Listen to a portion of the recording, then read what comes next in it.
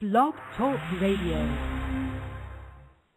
Welcome, living beneficiaries, to the show for living beneficiaries, the House of Hidalgo show on the Estate Radio Network. Prepare for the most educational 60 minutes on all of radio with your host, Rick Hidalgo. The House of Hidalgo show can be followed on Twitter or Facebook by searching House of Hidalgo. Find the show on the web at www.therockofsalem.org. Sign up for the newsletter, and while you're there, take the 5-question survey to let us know what you think. The Estate Radio Network is part of the Blog Talk Radio family of networks and can be found at www.blogtalkradio.com/South Dakota DP. Join the show now by chat or call 619-639-4605. Don't forget to dial 1 to get in the queue. Here's your host, Rick Hidalgo!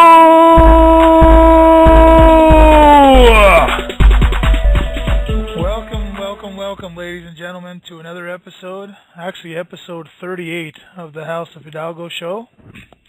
And as usual, we're excited and we're ready to bring out a new concept, something a little bit different than the stuff that you hear on, say, Glenn Beck or wherever else you tend to listen.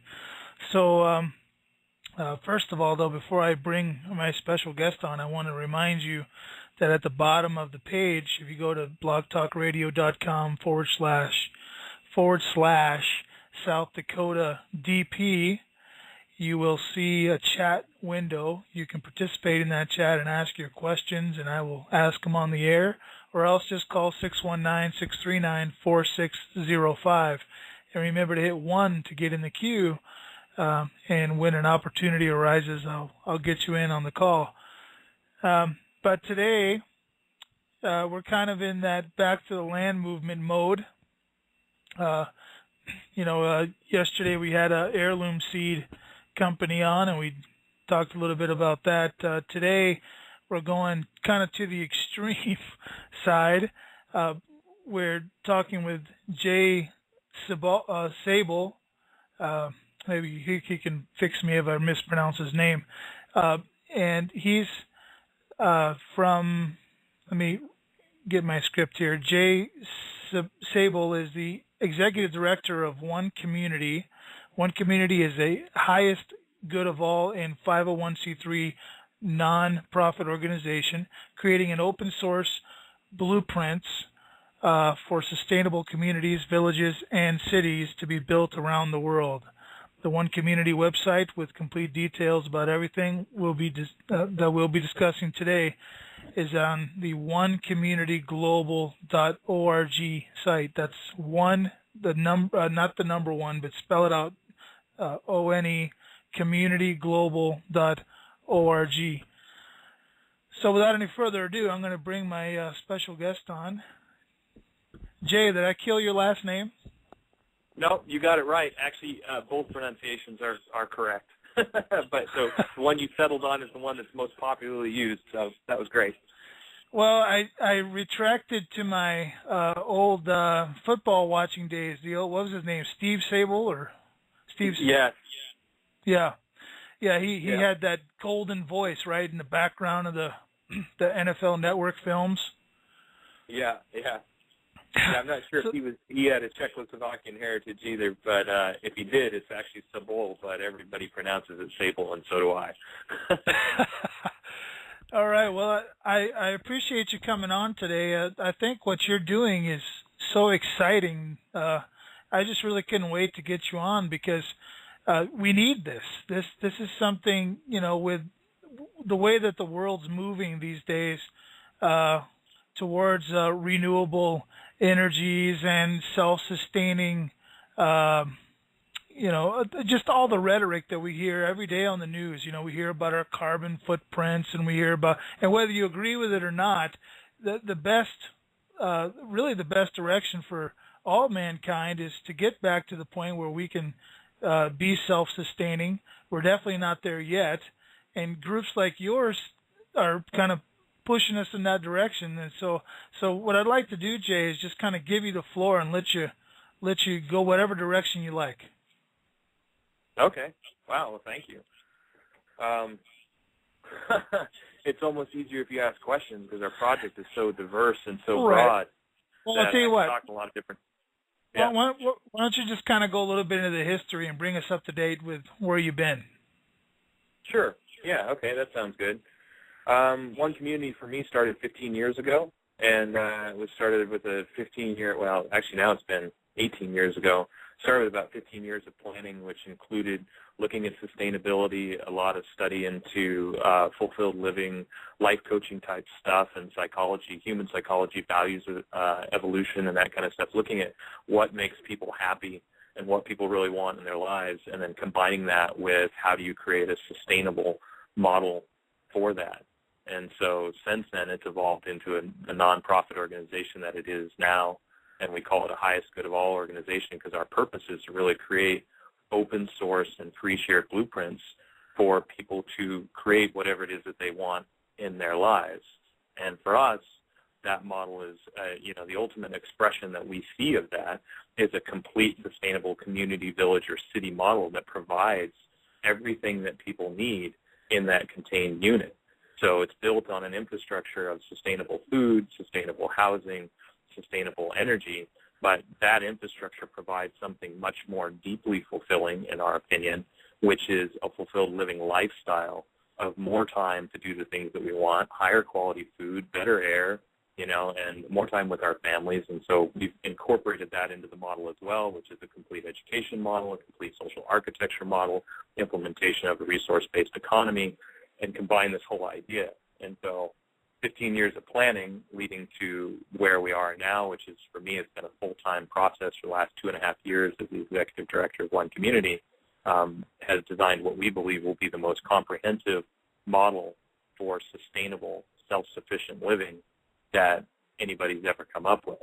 And so our goal is to put that out there in a way and go, okay, if we can demonstrate one model like this, we believe that we can show something that will be desirable enough to the mainstream public to become self-replicating, meaning we'll make it our job, our nonprofit organization's purpose is to make it as easy as possible for people that want to return to the land like you're talking about, for people that want to get off grid, and they could have, it doesn't really matter what their ideology is or what their political leanings are or any of that. We're not about that. Instead, we're about creating usable tools that will work for anybody in any environment and saying, hey, you can take these tools and you can either use them as individual components or you can build complete sustainable villages. And in so doing, you will have a lifestyle that we believe most people will consider significantly more fulfilling and enriching than what they're experiencing right now. And so our goal is to make that as easy as possible. So we've been working on it for years. And that sounds absolutely wonderful. And I'm glad you mentioned that it doesn't matter what political persuasion that you have or any of that stuff, because a lot of my particular listeners are people that are really into the freedom movements. They're trying to get away from oppression and that type of thing. And so this is really at the heart of what they're seeking is how do you build a community of people that can produce their own food, produce their own energy, produce all those things that are essential to life, and kind of be in your own little world out there. So it's that part of you that wishes you could just buy an island and live off of the resources of the island. Yep.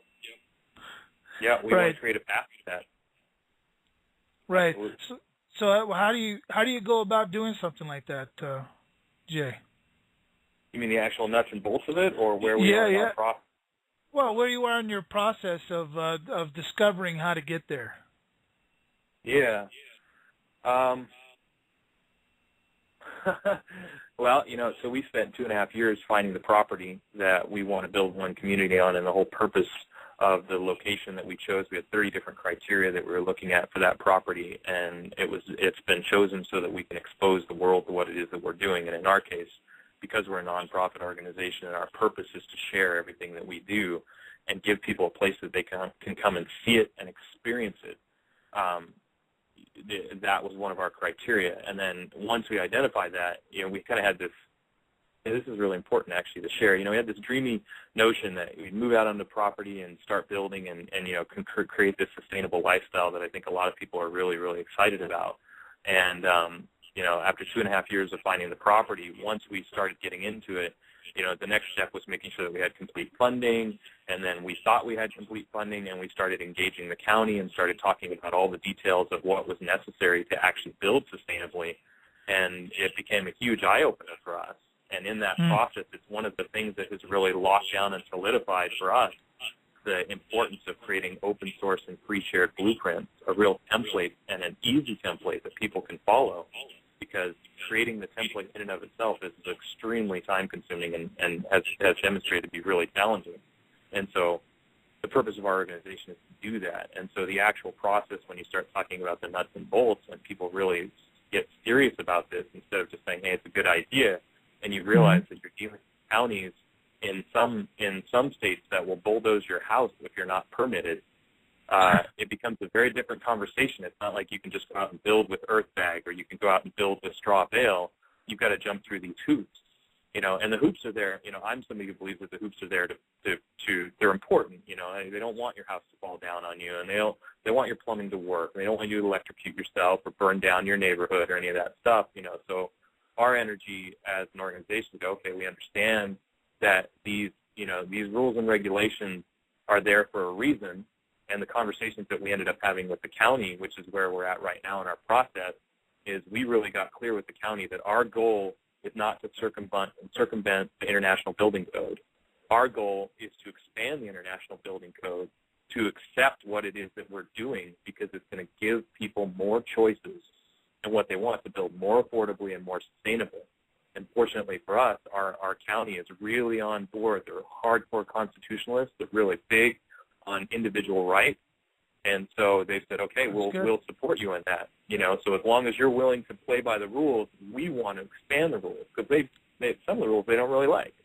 And so that's where we're at in our process, is going, okay, now we know what the rules are. We've got a county that's willing to work with us on this, and they want to see these rules expanded for everybody in this country and even outside of the country, because it's an international building code. And so now we're going through the process of doing that, and it's just a massive, ongoing process of, okay, let's take a look at this. Now electrical engineering, now plumbing. What structural engineering say about this? Building a wall of peony in your backyard if you just want to dig a trench is one thing. Building it with earth bag is a whole other thing, which is sustainable, but you have to have engineering on that. And then building it so that the county can come in there and go, okay, this meets commercial code, is a whole nother thing on top of that. And so that's what our organization is doing. We're working with a global collaborative of nonprofit volunteers. None of us are paid, and we're coming together and going, you know what, we need to do this. People want to do it, and, we're putting in the work to make it happen, step by step, checking off the action items. Excellent. I wonder, Jay, could you give us, for those of us that have great imaginations and we can see things here, can you give us a little picture of what it might look like? Yeah, absolutely. So we're creating 7 different sustainable village models. We have the Sago Center Duplicable City Hub, which is, once again, our whole model is meant to be maximally adaptable. So, for instance, one community, I can't disclose the location because we don't own it yet, but I can tell you that it's not in California, but we're building the California code because that will be maximally adaptable. It's one of the strictest codes in the nation. So if you can build what we want to build in California, you can build it pretty much anywhere. So the model that we've designed is built around the Sago Center City Hub, which is a central city hub that saves resources because it's a central dining hall, a central recreation hall, and laundry facility for 300 people. And then around that, we will build 7 different sustainable village models. So earth bag top, earth ships, semi-subterranean, subterranean, as well as earth block. And then we want to cap that off with treehouse designs that we've been looking at that are pretty amazing. But the first 2 designs that we're going to do, the first design is the earth bag village, and so we're deep into that process and 3D and working on all those details, which we chose because it's the most affordable of all of the different models. For about $300,000, you can build a village that would house 100 people, And then if you wanted to build this around the Sego Center City Hub, our goal is to demonstrate that for the cost of 3 or 4 homes in some place like California, you could build a complete village for 100 people and live a lifestyle where you're producing all your food infrastructure, your housing infrastructure, your energy infrastructure, and literally unplug from the matrix. Be done with it. You'd be self-sufficient. And so the first model that we're building is that model, which is the most affordable. The second model that we're building is the straw bale village. And straw bale model is to take the idea of the earth bag village, which is the maximally affordable sustainability and super minimalist lifestyle. It's shared bathrooms and communal shared shower spaces and things like that, because they had to do that for plumbing reasons with the county, and that's a whole other story. But the idea is maximally duplicable because it's affordable, and you could build this anywhere in the world. You could ship earth bags anywhere in the world and build these villages really, really affordable. The second village model is straw bale village model, and that is modular sustainability. So the straw bale village, anybody who wants to see this stuff, you can go to our website and you can actually see the blueprint. We're working on the 3D right now. If you go to our blog, you can see the ongoing we do weekly updates of everything that we're doing, and you can see the pictures evolving in 3D of the Sego Center, and you can see the earth bag village, all this stuff. So the straw bale village will be modular sustainability, and that design is such that you could start out a village with 20 or 30 or 40 people. You could build a small section of the straw bale, which in our design is a giant double torus, so 2 circles, and then within that circle is a central area that produces all of your food. It has water storage. It has another recreational space, your laundry facility, your computer facility, your recreational hub in there. And that model is designed such that you could build a piece of that and you could continue to expand it indefinitely, creating more of a sheltered space for food, et cetera, as a village grew. And so each one of the village models is designed to be either a standalone village, because they all have food production built into them, they have off-grid energy, and then they're built with a specific theme like earth bag or like straw bale.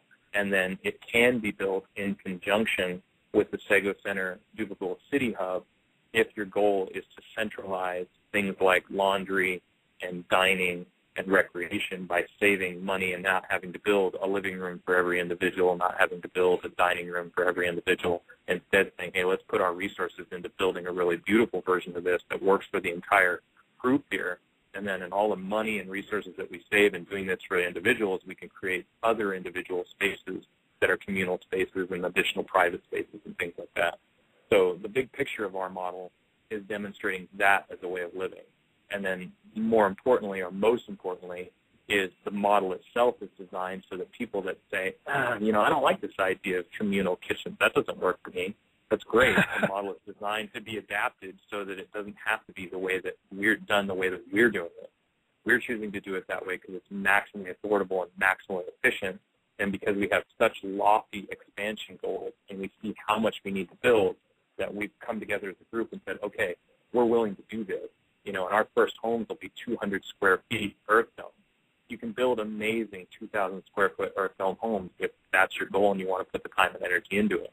But our goal is to get as many people together at one time that are okay with more of this kind of almost like a dorm room style living, because we're all focused on the goal of expansion and putting out more and more open source and free shared blueprints for other people. And so with all that in mind, we have no bones about it that we're sure that the next version will be bigger and better and more beautiful even than one community, but we believe that what we're creating will be the spark that will ignite that fire and create, the ripple that will cause the wave and begin this idea of building off of that infrastructure to the benefit of everybody. Excellent. And you mentioned that you've been in this for 15 years, just thinking about this stuff.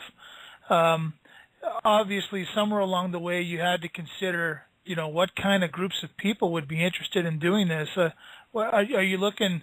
Are we mainly talking about like-minded groups of people getting together? How do you meet the need of all this diversification out there?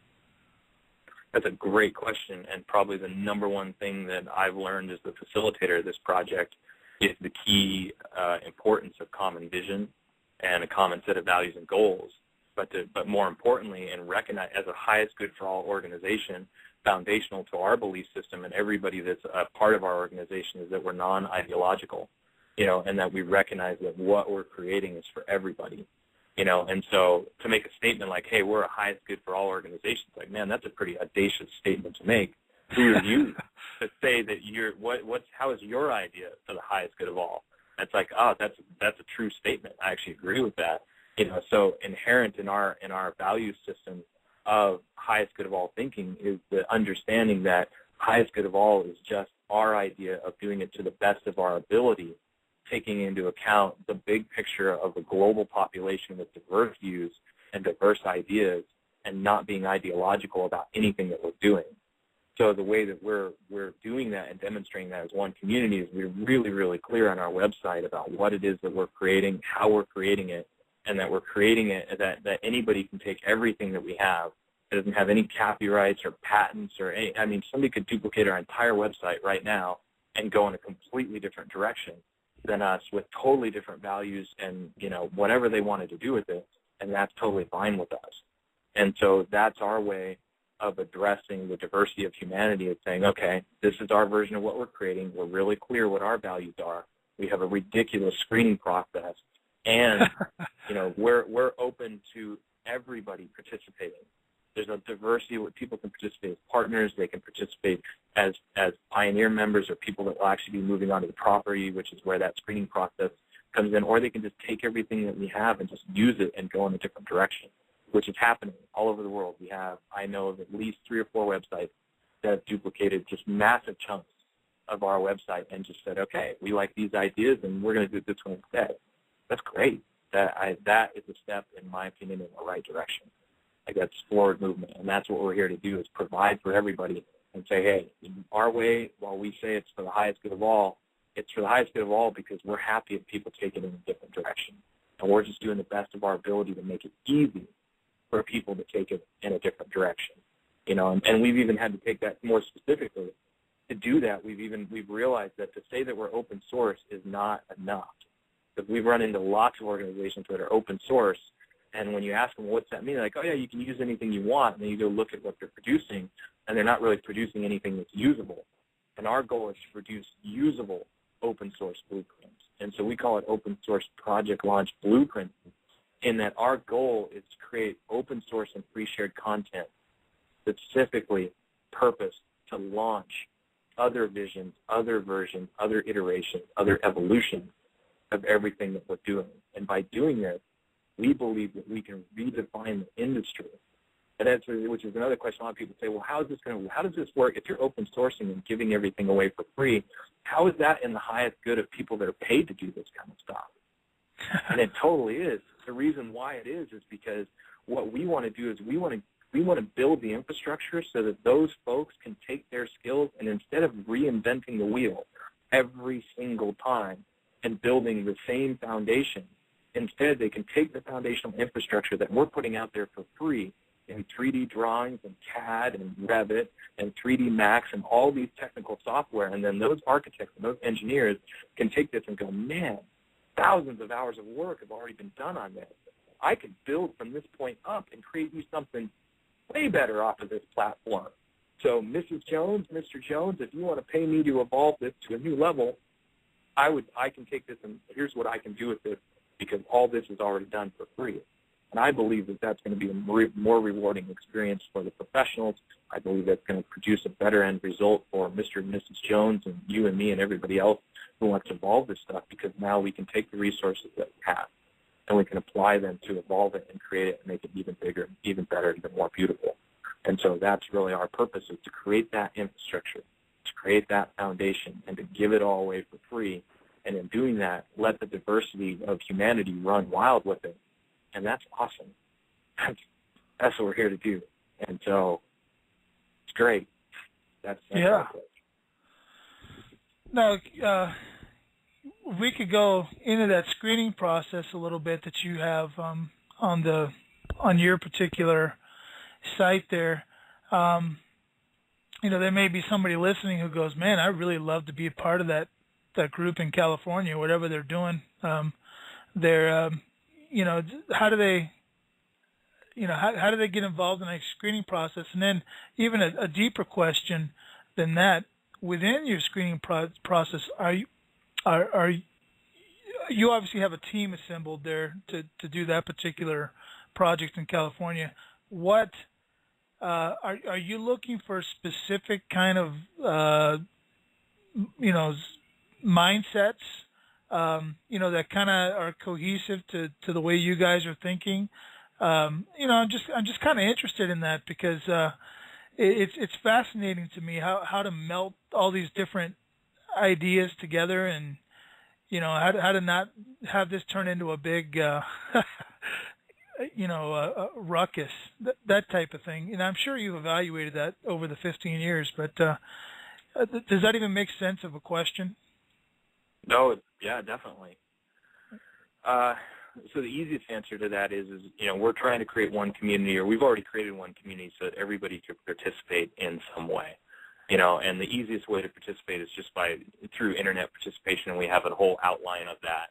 And if you want to see an overview of all the different ways to participate, you can go onto our website and you can just click on the top and it says getting involved or get involved. And then you have your choices of either partnering with us, becoming a pioneer member, which are the people that are going to move onto the property and actually build one community, internet participation, and there's another ways to help link on there too that just shows pretty much everything that we're doing.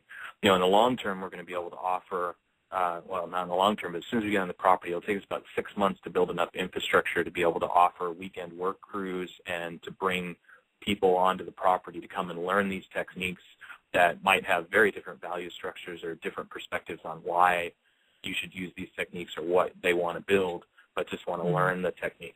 And so our model is set up to host about a 50% population of just volunteers that will be coming out. We'll be able to house them and feed everybody and provide everything that they need.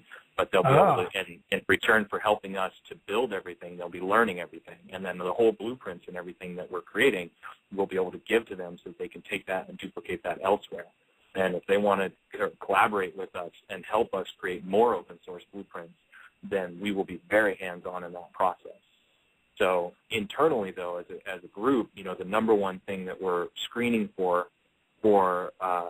people joining the team to actually move onto the property with us and build full-time is the highest good of all philosophy. It's really, really an outward focus, this desire to share everything that we're doing, this understanding that what we're creating is meant to be given away. We're not trying to monetize it. We're not interested in making money, and then there's a bunch of aspects of that also that come along with that, which has created this screening process, which is, even as a person that was, a big part of creating it, to some degree is really almost unreasonable in today's society because of what we need to create. For instance, we've gotten really clear that we can't have people with debt on our team because it inherently change the way that we look at everything. I'm an entrepreneur. I've run lots of successful businesses. I've spent my entire life getting to the point where I am right now, so I'm debt-free and I can do what I'm doing full-time and have the time and energy to do that. If I had a mortgage or if I had student loans or something that I still need to pay off, I would be monetizing a lot of what I do because I would want to get out of debt. Fortunately, I've already done that. So as an organization, we've realized, because we've had it in the past where we've had people on the team that were really hurting financially, and it changed the entire energy of our project because there was this feeling of like, I've got to do something different. I've got to fix my situation. I'm drowning. And it's like, yes, this is what we want to solve. Like, our goal as the highest good of all organization, our goal as an open source organization is to provide the solution to that, because there's so many people that need it, and there's so many people that want it.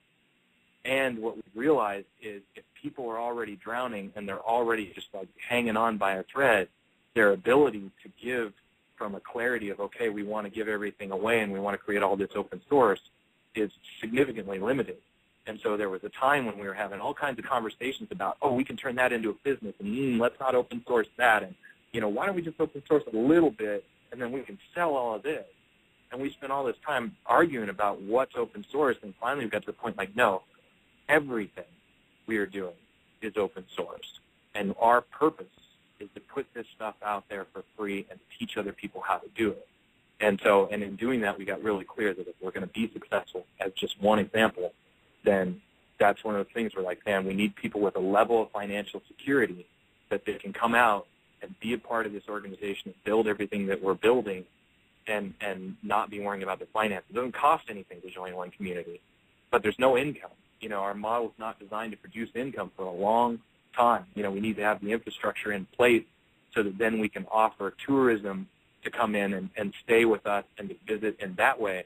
But we also want to offer as many scholarships and as many free paths to participate in one community as possible. And how much of that we're able to offer is directly proportional to how much debt is going to exist within our organization. And so we're committed to not going into this with a bunch of debt. And that, as one screening thing, it's just like, oh, my God. I mean, we've had lots of emails where people like, I would love to participate and come live on the property, but, I've got a mortgage I'm still paying for, or I'm underwater in my house, or I've got student loans. And so with that in mind, we've created all these other options like, okay, participate with us as a partner, participate with us just through internet. We've got so many different things to work on, and realize that getting to the place, we're building something that will be able to get people out of debt. But as a screening process, we've understood that we've got to get on the property with people that are, for the most part, already secure so that we can successfully build it. And that's just one example, of the screening process. I can go into some others if it would help for clarity, but all this stuff is on the website. You go. Yeah, that's really good stuff. You made it very, very, very clear. So that was an awesome description. And I tell you what, we're going to take about a 2.5-minute commercial break because I do have some advertisers I got to get out there, and then we'll be right back. Sounds good. Thank you. Do you need an experienced editor to look over your short story, script, or novel? Do you need help building a platform or self-publishing your book? Are you on the cusp of realizing your dream, but you need someone to help you with those few extra steps? Are you a business in need of an established copy editor or copywriter? Dan O'Brien has more than a decade of experience in writing and publishing, and his rates are flexible. All that matters to Dan is the integrity of your artistic vision, and Dan can help you create the highest quality work possible. Please email Dan today at amalgamconsulting@gmail.com or visit his website, www.amalgamconsulting.com. That's AMALGAM consulting.com. Write Dan today. Start your dreams tomorrow. Do you have hopes, dreams, and goals, but don't know how to reach them?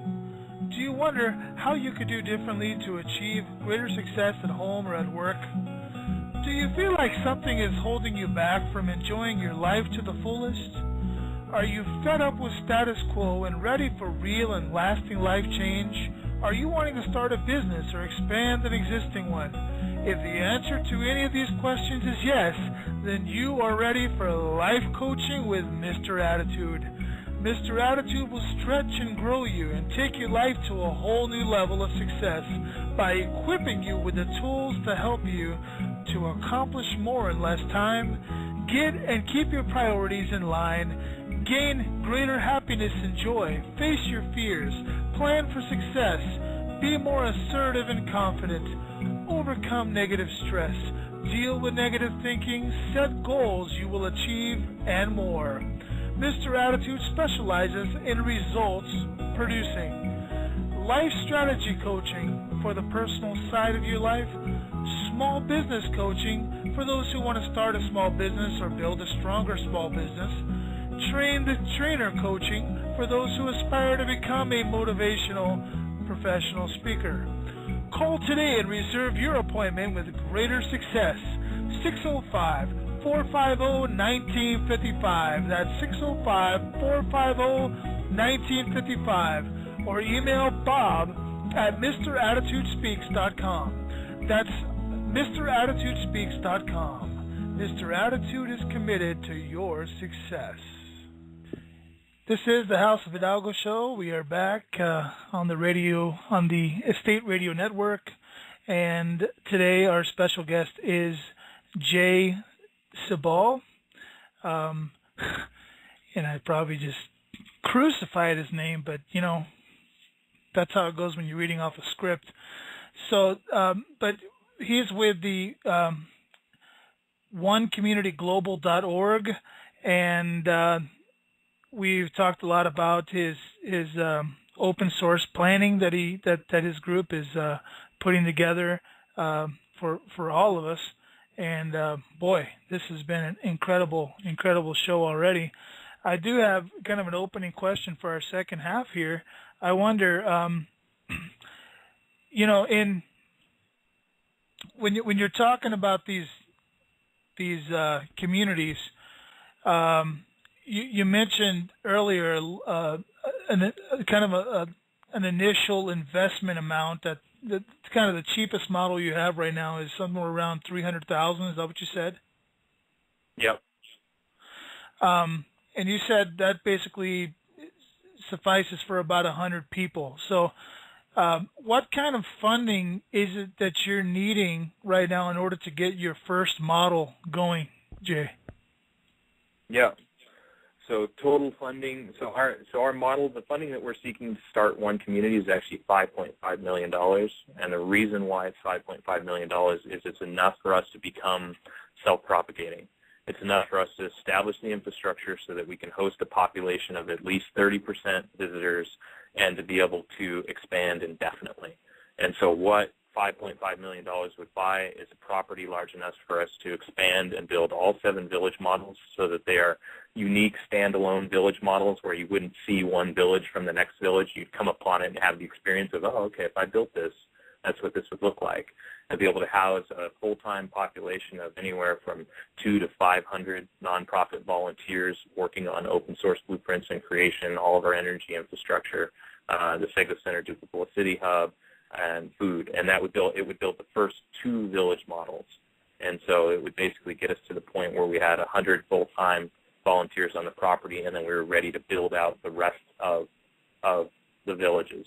And ultimately enough space to where we could actually build the first city of 2,000 people over time, and to have the financial inputs from people coming and experiencing One Community to be able to sustain that and to be able to fund all the research and development and everything that's necessary, the foundational materials, et cetera. Wow. Yeah, that's amazing. Let me ask you this, it's kind of in a joking fashion. Is Disney going to be okay with this? I mean, you're going to steal all their tourists. Hopefully. So, yeah, it depends on, so you start out as a niche market, right? But our goal is we really believe that the open source model, there is also a self-serving idea behind this open source model also that's really beneficial to our organization, which is we see it as the absolute best way to market anything. Is give it away for free. And if you're really giving away enough quality, if you're really giving away enough value, then you don't have to worry about people wanting it. So it's foundational. It has evolved as the number one pillar to what it is that we're doing. Is we want to put out 300 videos just in the first 6 months of being on the property, and we believe that the better we share what it is that we're doing, the easier we make it for people to duplicate, then the model will spread. And that's important to us because we actually we want to build the marketing engine now that will support future communities. So anybody else who also wants to build what we're building, rather than just, it's designed so that people can just build a village and disappear if they want. But the bigger vision is we really want to support people that want to build teacher demonstration villages, self-sustainable teacher demonstration villages all over the world that are inviting other people to come and visit, and in so doing, paying off their debt. People could basically say, hey, I've got a bunch of debt, but I know how much it's going to cost to build this. I know how much time it's going to cost to build this, and it's an investment in my future such that if I build it, I will pay off all this other debt. I can put a second mortgage on my house and rent it out and go do this and know that I'm going to be debt-free in X amount of years. And also know that even if I don't like it, 5 years from now, I could build this and I could sell it and make a profit. And by doing this idea can spread around the world because it really is a win. Nothing would make us happier than to see major corporations investing in this idea and going, hey, we want to build 20 of these because we know that it's profitable. Awesome. Now people with debt can do it. I don't care if Exxon wants to fund it, as long as the end result is people that are free, people that are done. They're like, okay, I've created this. Exxon wins, those people win, and the people coming and visiting win.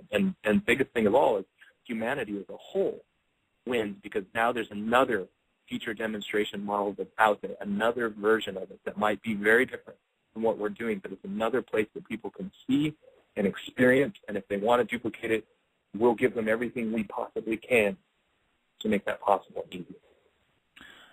That's awesome. So you're in a region there in Southern. Are you in Southern California? Yeah, I'm in Southern California. Okay, well, you're in a region there that you've got quite a diversity of food that you can grow. Now, I'm here in what some people want to call the frozen tundra. I'm over here in South Dakota, and we have kind of a shorter season when it comes to actually being able to, grow things in the natural elements, if you will. Have you? And I'm sure you have. So I'm going to wait for the answer. But have you thought this through? How to make a self-sustainable community up in the frozen tundra? Yep, absolutely. Well, first of all, we're not building in California, so we're working with some of the same situations that a lot of people are going to be working with. But more importantly, our food infrastructure, the initial food infrastructure that we've chosen to build, is designed specifically so that it can be built pretty much anywhere in the world. And within that, so what we're building are aquapinis, which is aquaponics combined with a wallapini. And for people that don't know what a wallapini is, it's an in-ground structure. So you build structures in the ground, and you get to benefit from the pretty much constant temperature of the earth, which is about 55 degrees, and then stabilizing that above, and is much easier because you're starting with that baseline. So, and more specifically, we've got an amazing team working on this piece, and a lot of development that's happening with it right now. If you guys go to our websites, you can see the kind of stuff that we're going to be growing in this, and we're adopting a botanical garden model for what it is that we're doing, which is accession for everything that we bring onto the property, and promoting and propagating maximum biodiversity. So the foods and things that we've chosen to grow within these structures, we've got 6 different structures that we'll be building initially, and each one of those structures will be demonstrating a different internal environment. And the environments include everything from cloud forest environment to tropical environment to like an arid zone to more tropical moist house. And you can see these details. Like I said, the website has all kinds of stuff on this. But our goal is to demonstrate that, hey, within one of these buildings, you can pretty much do whatever you want. You just got to design it for that purpose. And then more importantly, we want to grow in there a diversity of food that people can't buy. Our goal is to sell this idea to the mainstream. I keep saying this. We've gotten really clear that the highest good of all approach that we see as the path moving forward is to sell this idea, to get the mainstream involved, get mainstream money behind this idea of sustainability. And we believe, my belief is if sustainability was sexy enough already, if it was already desirable enough, we'd already live on a sustainable planet because everybody would be doing it. But right now it's just not. It's not. People's perception of sustainability is like, oh, you're going to live in dirt huts and a return to the Stone Ages, and that's not reality based on what's available right now, and the industry is accelerating so fast, and we want to be a part of that. And so the food infrastructure that we're designing is really demonstrating that and capitalizing on that, saying, hey, you can grow food, produce food year-round, higher quality, it's obviously fresher, and it's going to provide a lot more for you as a human being with a lot less energy than you think as far as like actual physical input into it, and almost anywhere in the world. And you produce stuff that you cannot buy in the grocery store. You can produce a diversity of food that you just, when you go to the grocery store, you see 3 different types of apples. We got a wallapini that's being designed with 50 different types of apples in one structure. 50 different types of apples you've never even seen. You can look up this stuff, and this is not on the website yet, but it's in our, we've got it all designed in the background right now, so it's an immense amount of work to get it up on the website. But the details, if you look at what is up, you'll see things like jackfruit and loquats and just a lot of really, breadfruit. Some of these trees can feed a village. They produce fruits that are 20, 30 pounds. And so we want to demonstrate that you can grow that anywhere in the world and get that idea spreading, and at the same time say, hey, if you just want, broccoli and cauliflower and carrots and tomatoes, that's all incorporated as well. And so our whole food infrastructure is taking this kind of diversity in mind and saying, okay, once again, how do we expand the idea of what people realize is possible? How do we demonstrate something that people will want? And with that, we've designed a couple high production facilities, and then a whole bunch of smaller production facilities that are meant to be built, if people want them this way, as standalone structures that you could build in your backyard and feed your whole city block. And that's why we talk about build a complete teacher demonstration community, village, or city, or build the individual components. Nothing would make us happier than to have somebody build just one of these as a component, because you're still creating freedom for people. Now you're freeing them from food, They don't need to go to Safeway anymore. They can produce better food in their backyard. And then what do they do with all that extra food? Get to know your neighbors more. Start creating community within your urban environment. What does that look like? And that's why we have an education program and all these other things, because we've really spent, I've spent over a decade thinking about how do you build community anywhere? And what's the total model look like? But what are the components that can be dropped into almost any environment and start bringing people together and thinking and collaborating? Because I believe that if enough people get together and they really have a common vision and they want it bad enough, people will start building stuff like this all over the world. And the shift will happen fast once it catches on. But we need the blueprints first, and so that's what we're all about. So it's creating all that stuff so we can demonstrate it. And that's absolutely sensational. I love what you're saying. I think this is going to be really easy for we the people to buy. It's going to be a little more difficult for those corporations that you're wanting to get involved, because the bottom line's going to, they're going to see that bottom line as depleting and depleting and depleting. As more and more people have the freedom to grow all that they need, then you have less a need for a Safeway. Well, then Safeway, goes out of business, and so are you running into that kind of trouble? You're looking for corporate support, yet we seem to be doing something that's kind of adversarial to their agenda. Yeah, I'm depending on the self-serving desires and nature of the corporation to ironically prevail in this type of situation. If what we're creating is for general common people, but we believe that the model itself will be so profitable that corporations, because their desire is more about the short term, as demonstrated by the corporate model in and of itself, is short-term profits. So with that in mind, I believe something like this will actually be embraced by corporations, and not to their ultimate demise, but really to their ultimate evolution towards something that's more beneficial for humanity, because it just suddenly starts making sense. I'd like to believe that most of the people that are listening to this radio show already know, like, hey, this makes sense. And we look at corporations and go, that doesn't make sense. I get that it makes sense if your goal is just to make money, but it really doesn't make sense. So in creating one community, and with the highest good of all philosophy, and especially with, the Occupy movement and things like that have happened within the last few years, I've looked at that and said, well, does this serve the 1%?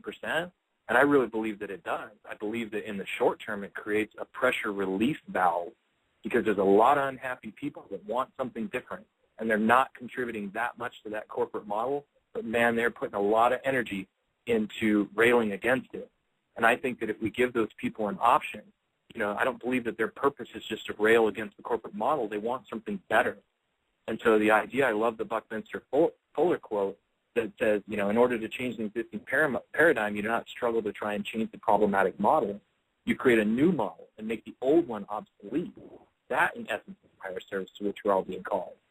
That quote, that's really what I see us doing, is like, okay, our goal is to create a new model, and I think there's corporate money that will be really interested in capitalizing on as it starts to pick up momentum. And with that, I believe that's the highest good of all philosophy, with the transitioning of them going, oh, wow, I can make money and serve the planet, and, I don't have all these people that are picketing on my front lawn. I'm doing the right thing, and it serves the bottom line.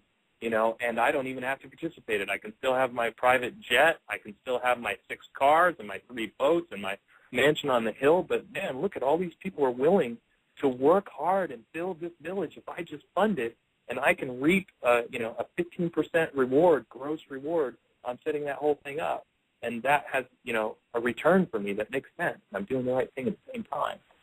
So I think that there's a Yeah. real possibility there. Well, let's hope so. We actually do have a caller. I'm going to bring the caller in. Do you have a question? 4853. No, it's my first time listening to the program. Oh, okay. I know that, the sustainability and things like that are definitely important. It's, these things are real interesting. What I mean by that is I seen an article, I'd say about 3 months ago, even though I don't think it's exactly a topic. Some people with their own homes and land were trying to so-called get off the grid, solar panel electricity and things like that, well water. Yes. And society or the government were calling them, I think it was derelict or something like that, because they didn't want to play, the standard game. You know what I'm saying? Right. Mm-hmm. Yeah. Well, I'll tell you what. Well, we're going to ask Jay that question. Jay, what do you think about situations like that? Isn't that kind of what you're trying to do? Is create a model that those kind of people can ultimately get what they're looking for? Yep, absolutely, and to help with the governmental systems by open sourcing the actual process. Something I didn't realize until we started talking to our counties. So county commissioners get together in their state and they talk about what's going on in their counties. And so when we started talking to our county commissioners, they're really excited in supporting what it is. And like I said, they're really hardline constitutionalists, so they're extra excited about the fact that we want to expand the International Building Code. So what we want to do is we want to give them the ammunition. We want to give them the living, working examples to go and share with other county commissioners and go, look, this stuff is not a mystery. It's not scary. It's not a problem. It's actually really helpful. Look at these amazing things that these people are doing. And in doing that and demonstrating one working model, then we can demonstrate 2 working models and 3 working models. And, this is just the natural progression that we see in pretty much anything that at first seems like a wild idea that's out there, and then all of a sudden it becomes the mainstream accepted way to do things because it makes more sense. Because it is a new paradigm that makes the other one, obsolete. Or Absolutely. I definitely, excuse me, I definitely like what you just said, and that's really what makes the difference, because everything is really supposed to be for the people, by the people. And the more people that get this dialogue, get this information, won't be scared of their politicians or that political arena, and then, we can assist in helping the common man, basically. Can you hear me? Yeah. Yep. Okay, because I heard feedback, and then I heard that. Anyway, that's really what will make the difference, a collective effort to bring about that change. I appreciate you guys. No, thank you, caller. Thank you.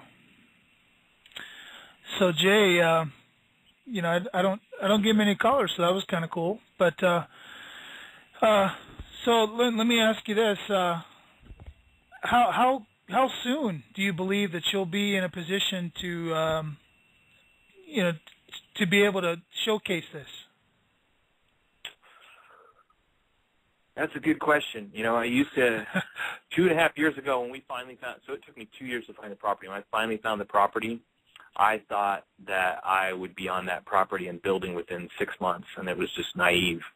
My idea was, hey, this is a great idea. Enough people want it that we're going to put the message out there. We're going to call together a team, and the things that I don't know, somebody will come on and be able to do for us, and we'll bring the whole thing together. We'll get the funding. We'll bring it together.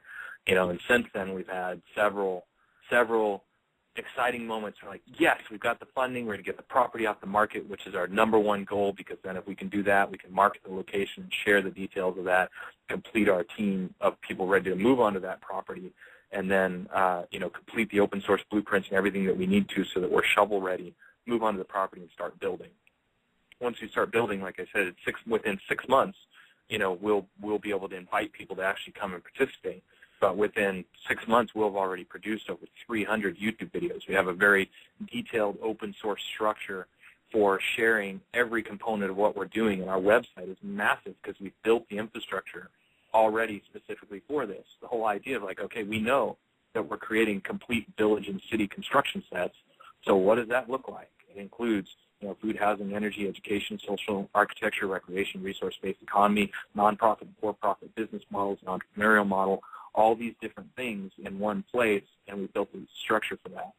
So we have to complete all that stuff before we can move on to the property, and it's very possible because they're doing so much work. Man, somebody with property could take what we have and build some of the things that we're already designing and developing right now before we do. And that would be great. We would love to collaborate with them and to refine the whole process and work hands-on with them in that process. We could even send people out to do that. So our ultimate push right now is to get the property off the market. I believe that we're going to do that this year. I really, really believe that that's going to happen this year. The moment we can get the property off the market, either as a for-profit investment by somebody, if somebody wants to invest in one community, then we have a pretty amazing crowdfunding campaign, which we think would be a beautiful way to fund one community and to pay back the property, and then we'll raise the rest of the fund. So my belief is that we'll be on the property by spring of next year and start rock and rolling. Like I said, we'll have people visiting within 6 months, and we'll already, our open source model, within 6 months, that 300 video model and the 12 full spread tutorials on food infrastructure and housing and those kinds of things, that will make us the #1 provider of open source information in the world in 6 months. And our goal with that is to capture the industry. Like, we want market share because we know Monsanto wants market share.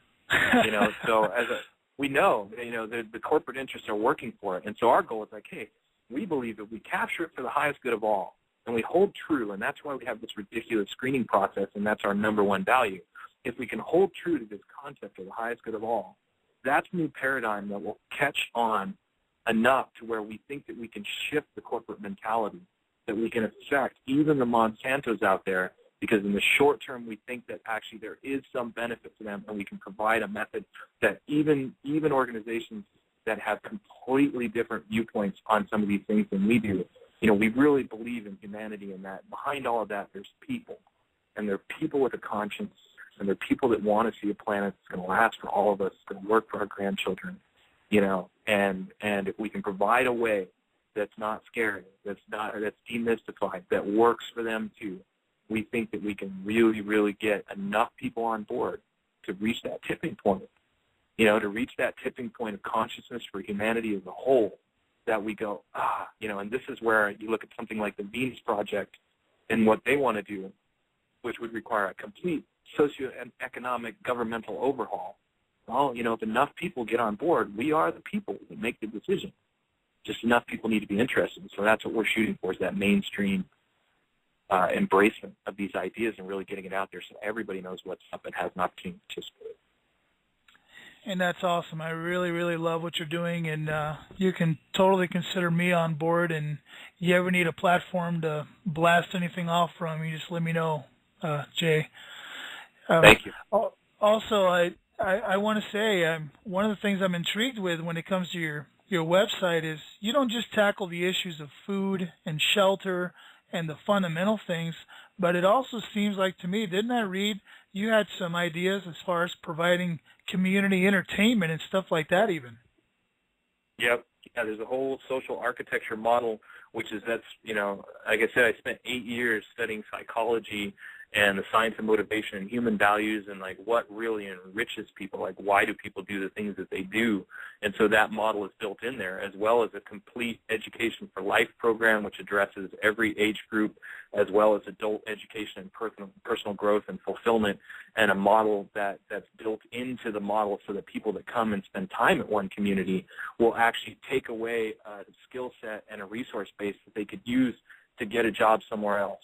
And our model is designed such that when we look at it, we say, if we really want to do this for the highest good of all, that has to serve people that want a traditional route as well. It's got to be something that if somebody wanted to try this community idea and then they said, that doesn't work for me, I want to go get an office job, that they would actually have a skill set that would then translate over to that. So not only is there a fulfilled living model built into it, but there's also this education and skill set model that's all integrated in, so that the kids in organizations and groups like this and the teacher demonstration villages in the future, if they want to go to Harvard, they should be able to do that. That doorway should not only be open to them, it should be more open to them than a traditional model, which I don't think is very hard to achieve.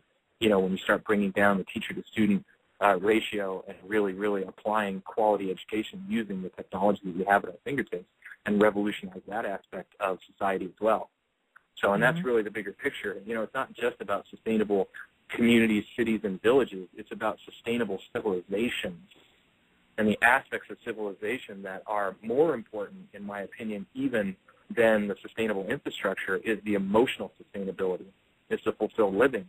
But you can't have that without the physical infrastructure, or at least in our model, building the physical infrastructure provides the ability for that additional free time and recreation and the whole social architecture aspect of it. We call it highest good society, and you can read all about that on the website.